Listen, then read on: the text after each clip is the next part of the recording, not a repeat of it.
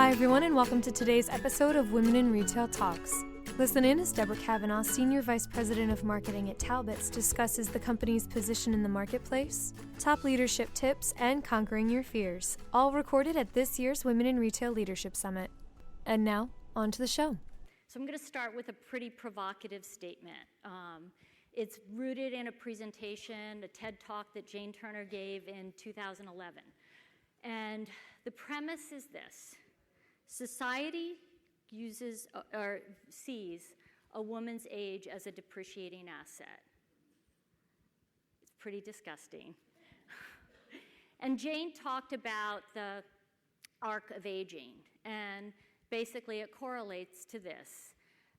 You ascend up the arc and reach peak competency, peak fulfillment at midlife, and then you slide down the other side into decrepitude. You know, along the way, you, in society's lens, might lose some value, might lose a sense of competence, you know, basically fall off the map. And I know everybody in this room, and I believe if you ask any woman anywhere who are particularly impacted by that arc of aging, that it's complete BS, right? The truth is, women only become more amazing, more awesome, more competent, more accomplished, more fulfilled and self-aware as they age. So the truth is, there isn't an arc of aging, that the idea of growing and gaining years is really about this amazing staircase that never ends.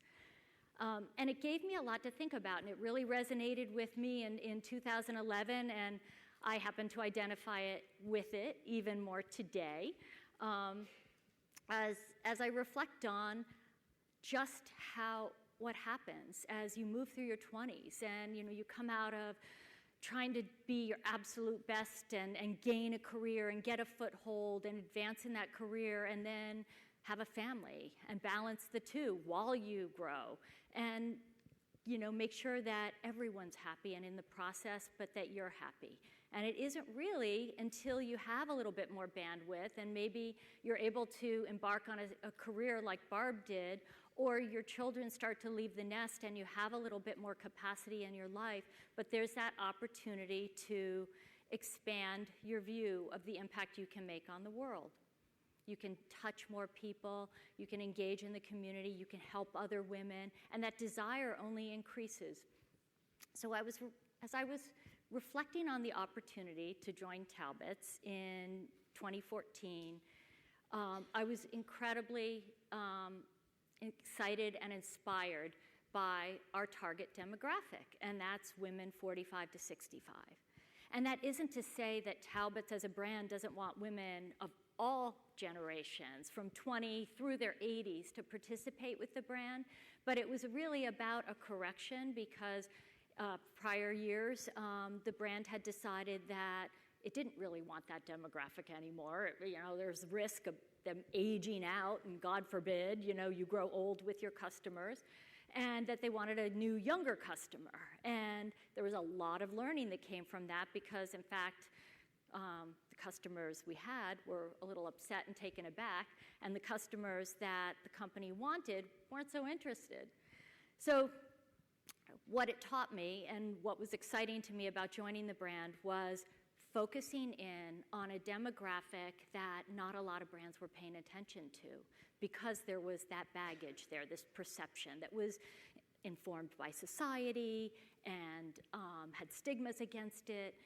And I happen to believe, at that point, being right in the sweet spot of the demographic, that 45 to 65-year-olds are amazing, and so are 85-year-olds, and so are 25-year-olds. But it was exciting about bringing new energy and focus to what was really white space. So, July 5th, 2015. It wasn't even my first day. It was my first unofficial day because I didn't start till the middle of the month. But it so happened that design and the head of design and the design team was giving a quarterly trend presentation. It was going to set the course in July for what our spring was going to be. And having been at other companies and attended other design presentations, I expected to show up and walk in, and typically it really is delivered with a lot of conviction and authority around trend and fashion and where things are headed and silhouette and styling, and you can get my drift.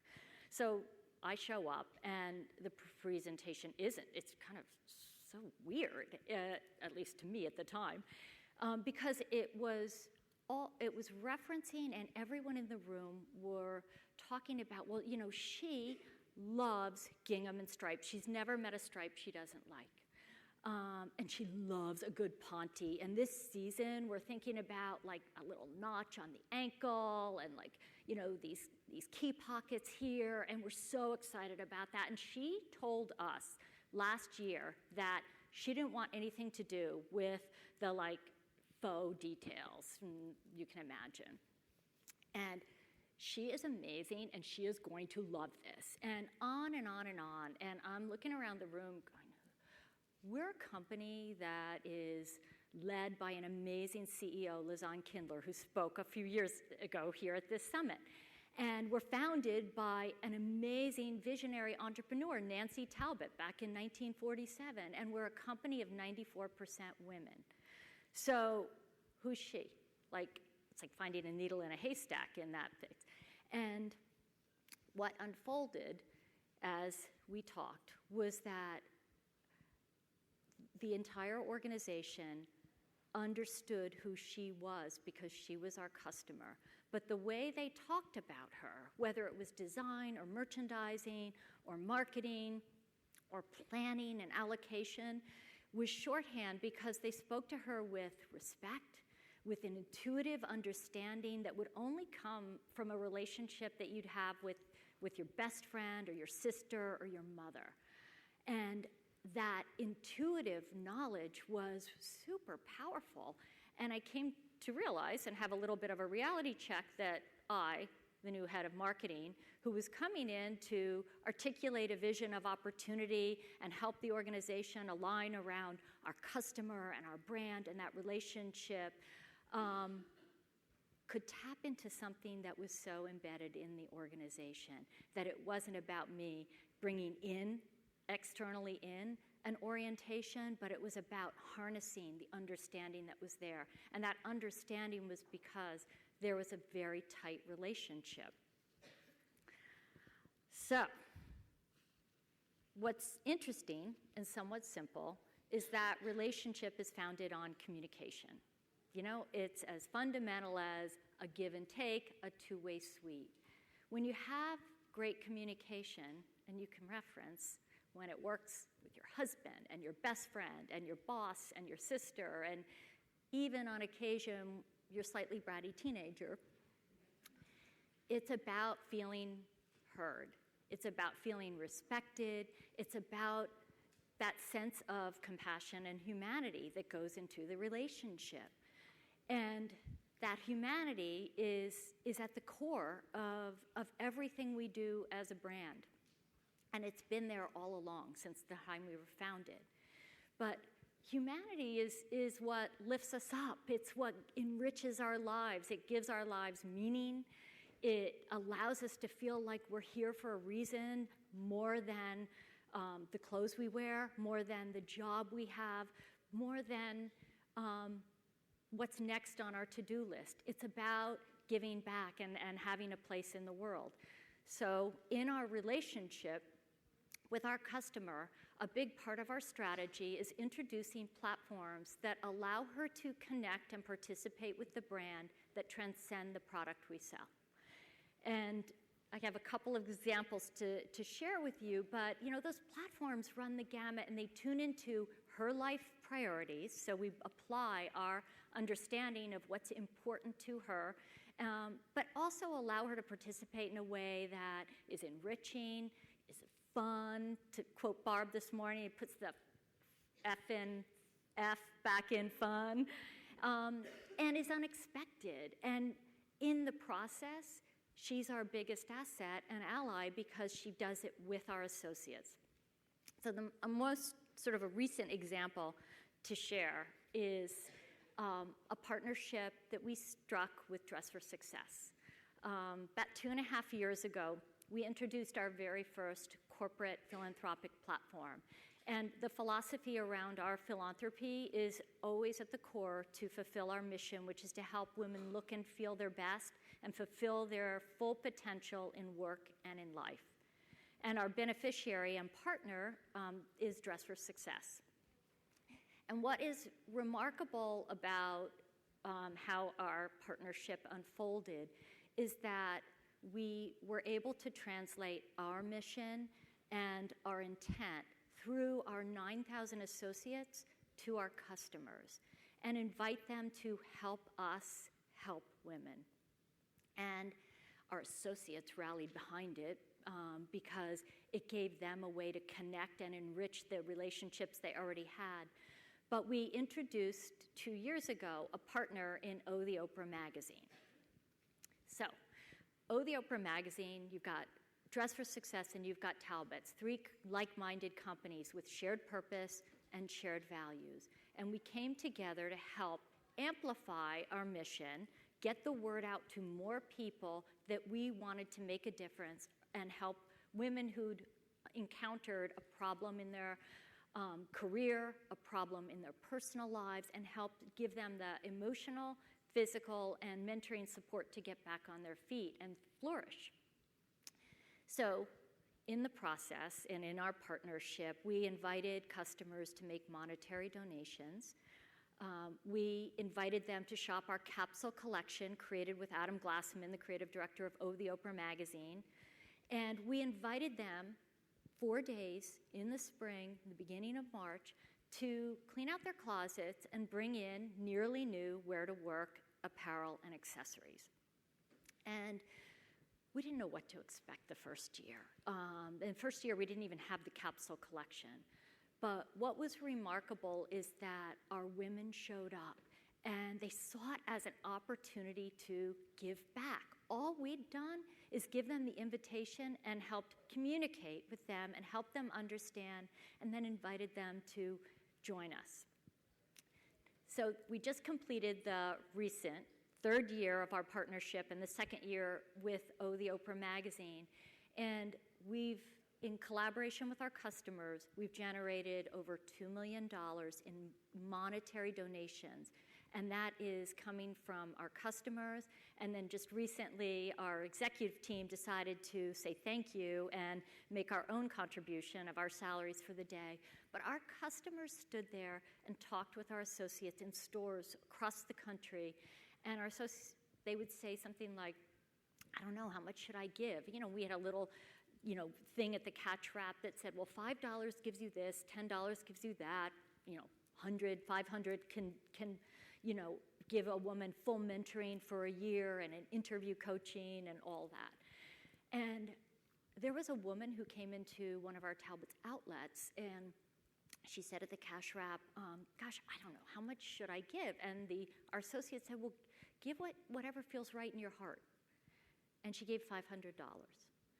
And that's the way it rolls at Talbots. It's this remarkable relationship where we're in it together. And the associates are invested from the heart as our customers are. So today, I mentioned we've generated $2 million, as of our 3rd year. We've generated 8,000 boxes of nearly new wear-to-work clothes and accessories from our customers, women who would bring in dry-cleaned apparel in the bag, in a garment bag, sometimes with a note saying, I really wanted it to be wonderful for the woman who's going to get this. And what that is in those 8,000 boxes is 200,000 items of apparel and accessories. So together, all of this has allowed us to help 40,000 women in their pursuit to regain their confidence, their hope, their style, and fulfill their potential in work and life. And when we set out to do this, Oprah, well, I'm kind of the reacher, so I was like, let's create a movement, and we're talking with the O team, and they're like, well, Oprah says you can't make a movement. I was like, okay, well, let's just let it happen. And so we let it happen. And in this third year, this remarkable thing happened. It went from being a platform where she could participate to a movement. But it became a movement because our associates and our customers came together and they own it. We just help make it happen. So our customer does not lack for a voice. I mentioned earlier, we talked in design presentation about her, and she loves this and she loves that. I will tell you, on any given Monday, we hear exactly what she thinks. And she's a stakeholder in the Talbots brand. She actually believes that her voice has influence. She knows it does, and that she and our other customers are really part of a sisterhood. And that their opinions, their compliments, their frustrations, and their ideas really matter. And we, in turn, reciprocate. We listen to what they have to say. Thousands of letters and emails to prove it. But on any given Monday, it might sound like, most recently, I'll give you the good one, I just called to say, I'm so proud of what you've created with Dress for Success, and I was in this weekend, and I donated 5 garment bags of clothes, and it made me feel so good. Thank you, Talbots. The next comment in Nancy Sargent, our head of customer communications. Talbots, why don't you make a shoe in wide? Talbots, style number 3578, you should make that in curvy. Talbots, I just was in the Nashville store this weekend with my husband. I just have to confess, it's amazing. I love everything in there, and I spent more than my husband has any idea. The associate helped me out because she put half of my purchase on my Amex and the other half on my Talbots card. Just so you know. And on and on and on. And then, as I said, we listen, we respond, and she knows that. She can count on that. Another recent example, and it's really just live this week, but just to show the spectrum of how we connect with her values and her heart, is the launch of our Talbot Summer Book Club. So we know through all of our research that our woman loves to read. And she participates in book clubs in a big way. She consumes book clubs, through social and digital, and in her real life. So we said, well, let's invite her in. Let's launch the country's largest underground lending library. We did some research. It seemed feasible given our store's footprint. And let's invite her to give a book and get a book every time she comes in, anytime she wants to drop by the store. And we're going to have these super cute book plates where she can fill one out and share with a woman who might pick up that book what it meant to her, and in return take one away and hear a little bit about that woman. So it just launched this week. Please, I encourage you to drop by your local Talbots, share a book, get a book. But again, it gives our associates just another way to connect with her on a human level and share something that's fun. So, what I've come to realize through my journey at this point in my life and in this remarkable company is that I am her, and she is me. And I'd say today, pretty much everybody in this room is her too, because it's those fundamental values that connect us all. And so I take away 5 kind of lessons that I apply. And the first is fall in love with your customer. Don't just know her. Don't just like her. Don't tolerate her. I mean, we all have to tolerate her. She has her bad days. She has her good days. Fall in love with your customer.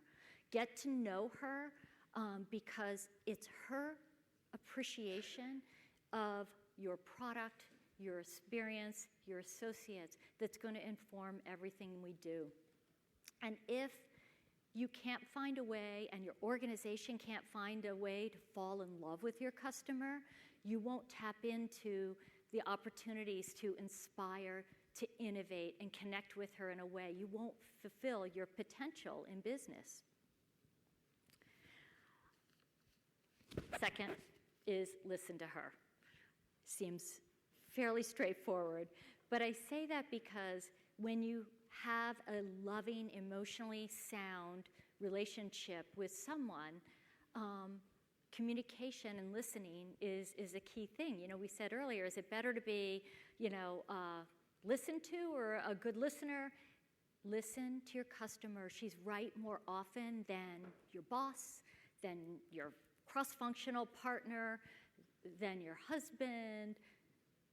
I won't put your mom in there because mom's always right, and that's a whole different talk, but she's right. And if you can draw out and pay attention to what she has to say, you're going to unlock your potential. The third, and I think it's so interesting these past 2 days because it thinks like we're all sort of centering on some universal truths. But the third is, human beings are powered by emotion, not reason. Neurologists will tell you the simple difference between emotion and reason is that reason leads to conclusions. Do I need it? No. Okay, not going. Emotion leads to action. And when you can connect with someone's emotions, you communicate and have a relationship on a whole nother level. But having that emotional connection, what we all want, to be able to laugh with someone, to cry with someone, to share with someone, is incredibly intimate. And to initiate that kind of relationship, you have to lead with love first. If you start by giving love and demonstrate that the people who are your customers inspire you, that you will unlock all kinds of opportunities, because the people who we love most in life inspire us. We share their principles. They bring richness to our lives. And having that kind of view and being able to shift from them to us is transformational. And the last one, second to last one. And we've all talked about this in different ways the past 2 days. See failure as an opportunity. When you think about that, the sort of the wisdom and enrichment and self-awareness that comes as you age, with it comes a whole lot of failures. And when you reflect back on your accomplishments and apply those to your work, you're going to draw more on your failures for insight than you are on, oh, well, I did that right. That was great, right? So it's how you interpret the failure, how I've been able to interpret my failures that have helped me grow. And the last is inhale confidence, exhale doubt. You've got this. So. Thanks for listening. For more information on today's episode, be sure to visit us at www.wirlc.com. You can find us on iTunes and Stitcher, but be sure to subscribe to our podcast channel page as well. Lastly, don't forget to connect with us on social on Twitter, Instagram, and LinkedIn at WIRL Leadership. Until next time, this has been Women in Retail Talks.